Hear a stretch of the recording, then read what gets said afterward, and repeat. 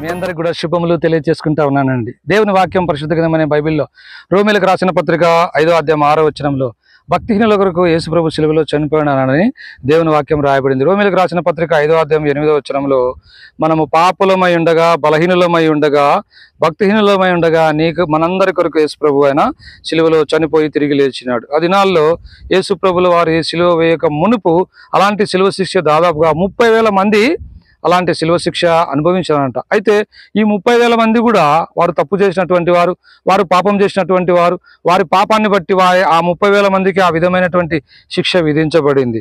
వారిలో ప్రతి వారు ఏదో ఒక పాపం చేసినటువంటి వారు. అయితే యేసు ప్రభునందు ఏ దోషం కూడా లేదు, ఏ పాపం కూడా లేదు. చెప్పాలంటే దేవుని వాక్యంలో పిలాతు రాజు అంటాడు, ఈ మనిషిని యందు ఏ దోషము నాకు కనబడలేదని పిలాతు రాజు సాక్ష్యం ఇస్తాడు. పిలాతు రాజు యొక్క భార్య అంటా ఉంది, ఈ నీతిమంతుని దొరికి నువ్వు పోవద్దు అనే పిలాతు రాజు భార్య కూడా చెప్తాంది.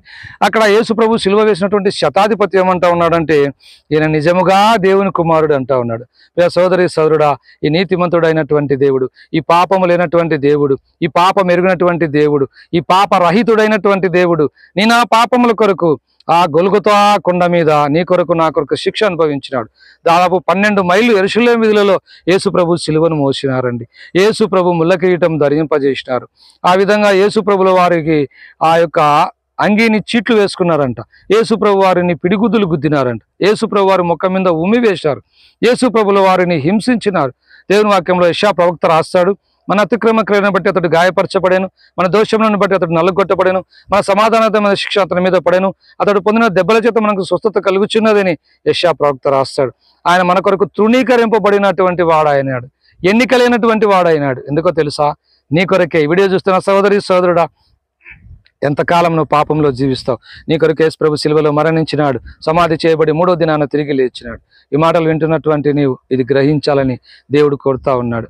ఎందుకంటే మన పాపాన్ని బట్టి మనము శిక్షకు పాత్రులం, మన పాపాన్ని బట్టి మనం నరకానికి పాత్రులం, మన పాపాన్ని బట్టి మనం పాతాళానికి పాత్రులం. అయితే మన శిక్ష యేసు ప్రభు తీసుకున్నాడు. మనకు ఆయన నిత్య జీవం ఇచ్చినాడు, మనకు ఆయన సంతోషం ఇచ్చినాడు, మనకు ఆయన సమాధానం ఇచ్చినాడు, మనకు పరలోకం ఇచ్చినాడు. ఇవన్నీ యేసుక్రీస్తు ప్రభులో ఉన్నాయి. ఇవన్నీ నువ్వు పొందాలంటే ఇప్పుడే యేసు ప్రభు చెంతకురా. యేసు రక్తం ప్రతి పాపం నుంచి నిన్ను కడిగి పవిత్రులుగా చేస్తుంది. యేసు ప్రభు దగ్గరికి వచ్చినట్లయితే ఆయన నీ పాపం క్షమిస్తాడు, తన రక్తంతో నీ పాపం అంతా కూడా కడుగుతాడు. దేవుని బిడ్డగా తీర్చబడతావు. నెమ్మది, శాంతి, సమాధానం, సంతోషం, పరలోకపు దీవెన నువ్వు పొందగలవు. కనుక యేసు ప్రభు వారి సిలువ మానవ కోటికి ఆశీర్వాదం. సిలువ శాపం కాదు, సిలువ నీ కొరకు ఆశీర్వాదం. ఆ నీకు ఆశీర్వాదం ఇచ్చుటకు యేసు ప్రభు శాపాన్ని తీసుకున్నాడు. సోదరి సోదరుడా, ఆలస్యం చేయవద్దు. దేవుని రాకడ సమీపంగా ఉంది. గురుతులు నెరవేరుతా ఉన్నాయి. పంచభూతాలు మిక్కుటమైన వేంద్రంతో లయమైపోతా ఉన్నాయి. ఈ ప్రపంచమంతా వస్త్రం వలె చుట్టివేయబడతా ఉంది. ఎంతకాలం నిర్లక్ష్యంగా నువ్వు జీవించి నీ జీవితాన్ని వ్యర్థం చేసుకుంటావు? ఇప్పుడే ప్రభు చెంతకురా. ప్రభునేసందు విశ్వాసం ఉంచు. అప్పుడు మీరు మీ ఇంటి వారిని గొప్ప ఆత్మరక్షణ, పాపక్షమాపణ, పరలోక రాజ్యం మీరు పొందగలరు. దేవుడి కొన్ని మాటలు దీవించును గాక. Praise the lord.